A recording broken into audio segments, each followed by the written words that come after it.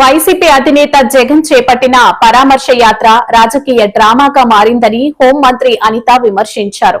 నిందితులను పరామర్శించి ప్రయోజనం కోసమే అని అన్నారు. అంతేకాకుండా ఒక తప్పు చేసిన వ్యక్తిని పరామర్శించడానికి ఇంకొక తప్పు చేసిన వ్యక్తి, ఆ తప్పు చేసిన వ్యక్తిని సమర్థించడానికి తప్పులు చేయడానికి బయటకు వచ్చిన వ్యక్తులు. ఇది నిజంగా చూస్తూ ఉంటే ఏంటి వీళ్ళ సైకోయిజం, ఏంటి వీళ్ళ తాలూకా గొడ్డల పార్టీ తాలూకా నైజం అనేది నాకు అర్థం కావట్లే. ఓకే, మన వైజాగ్ ఎయిర్పోర్ట్లో అరౌండ్ 10:30, 11 o'clock దిగారు. సుమారుగా 120 నుంచి 125 కిలోమీటర్లు అప్ టు జైల్ వరకు ఉన్న డిస్టెన్స్. ఎట్టి పరిస్థితుల్లోని నువ్వెంత నీకు బ్రహ్మరథం పట్టేసినా కూడా హార్డ్లీ వెళ్తే 4 to 5 hours వెళ్ళొచ్చు. 4 hours మ్యాక్సిమం 4 hours. కానీ ఈరోజు జైల్ మాన్యువల్ తెలుసు, ఎందుకంటే ఆయన కూడా 16 నెలలు జైల్లో ఉన్నాడు కాబట్టి. సారీ టు సే చెప్పాలి, ఎందుకంటే వెళ్ళి 5 గంట కల్లా 4:30 కల్లా ఎట్టి పరిస్థితుల్లోని ములాఖాతులన్నీ క్లోజ్ అవుతాయి. ములాఖాతులన్నీ 4:30 కల్లా క్లోజ్ అవుతాయని సంగతి తెలుసు. అయినప్పటికీ కూడా ర్యాలీలు చేసుకుని సిద్దిరప్పలరాజు అనే వ్యక్తిని పరామర్శించడానికి వెళ్తున్నానని చెప్పి పెద్ద డ్రామా ఆడి ఒక ప్రతిష్టాత్మకమైన విజయనగరం భోగాపురం గ్రీన్ఫీల్డ్ ఎయిర్పోర్ట్ ఇంకొక 48 గంటల్లో 36 గంటల్లో ప్రారంభోత్సవం కాబోతుండగా ఒక పెద్ద డ్రామాకి తెరలేపుదామని చెప్పేసి వెళ్ళిన ప్రక్రియ. అసలు నీకు చిత్తశుద్ధి ఉందా? నేను ఎందుకు ఈ మాట మాట్లాడుతున్నానంటే, బాధితుడిని ఎవరైనా పరామర్శిస్తారు, అంతేగాని నేరం చేసిన వాడిని పరామర్శించడానికి నేర ప్రవృత్తి కలిగిన చాలా మందిని వెనకేసుకు వెళ్ళటం. ఈరోజు చూస్తానండి, నిజంగా పరామర్శకు వచ్చాడా లేకపోతే బల నిరూపణకు వచ్చాడా? విశాఖపట్నం ఎయిర్పోర్ట్ దగ్గర నుంచి మొదలు పెట్టుకొని ఎక్కడ కూడా ఏ పోలీసు కూడా అడ్డుకోలేదు, ఏ పోలీసు కూడా ఎవరిని కూడా ఇబ్బంది పెట్టలేదు. 2-3 కార్ ఆపేసి హ్యాండ్ వేవ్ చేసుకొని వెళ్ళటం. అదే రకంగా వాళ్ళ తాలూకా కార్యకర్తలతోని ఆఖరికి పోలీసుల్ని కూడా. ఈరోజు ఒక మహిళా పోలీసు ప్రవళిక, ఆ అమ్మాయి తన డ్యూటీ తను చేసుకుంటూ ఉంటే అక్కడ ఆమ్దాల వలసకు సంబంధించిన ఒక ఇన్ఛార్జ్ వైఎస్ఆర్సీపీ నాయకులు ఒక ఆడపిల్ల అని కూడా చూడకుండా ఆ అమ్మాయి మీద ప్రవర్తించిన దురుసు ప్రవర్తన ఏదైతే ఉందో అది నిజంగా అందరూ ఖండించాలి. ఎవరైతే మానవత్వం ఉంది, స్త్రీని గౌరవించే ప్రతి ఒక్కడు కూడా ఖండించాలి ఈరోజు.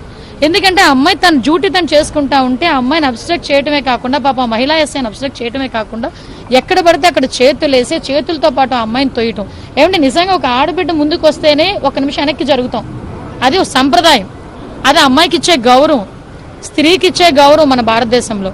అటువంటిది అమ్మాయి తన డ్యూటీ చేయడానికి జస్ట్ ముందుకు వచ్చినప్పుడు అందరూ కూడా అమ్మాయిని చుట్టుముట్టి ఆ అమ్మాయి మీద చాలా జుగుప్సాకరమైన ప్రవర్తన చేయటమే కాకుండా ఆ అమ్మాయిని అంత ఇబ్బంది పెడతా ఉంటే దాని గురించి మాట్లాడడం మానేసి ఈరోజు ఒక నిందితుడిని పరామర్శించడానికి అక్కడికి వెళ్ళి తిరిగి చంద్రబాబు నాయుడు గారి గురించి తప్పుడు మాటలు మాట్లాడే పరిస్థితి.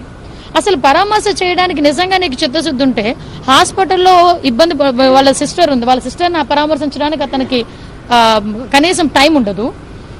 నిందితుడు కాకుండా నిందితుడిని పరామర్శం చేయడానికి ఈరోజు వస్తున్నాడు. అంటే ఈ విషయం ఏంటంటే కేవలం ఇది ఒక వక్ర బుద్ధి, ఇది కేవలం ఒక డైవర్షన్ పాలిటిక్స్ చేయడానికి.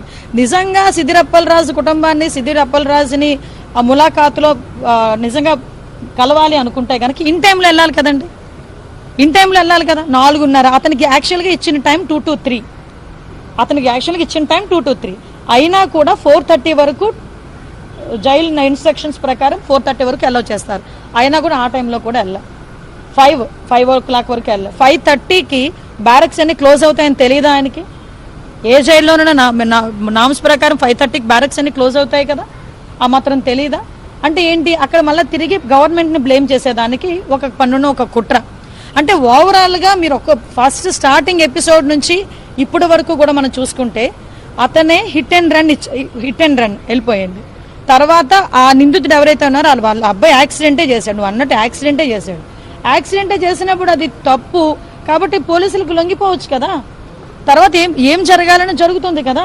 అలా కాకుండా ఎందుకు నిందితులను మార్చాలని ప్రయత్నం చేసావు కాబట్టి ఈరోజు కేసు అయింది.